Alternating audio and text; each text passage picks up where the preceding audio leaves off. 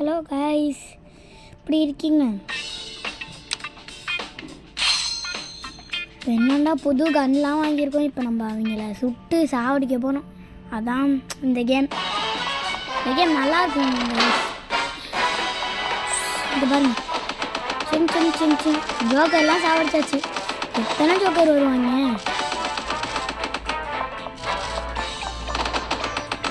எல்லாரும் லூஸ் ஆட்டமே இருக்காங்க கைஸ்.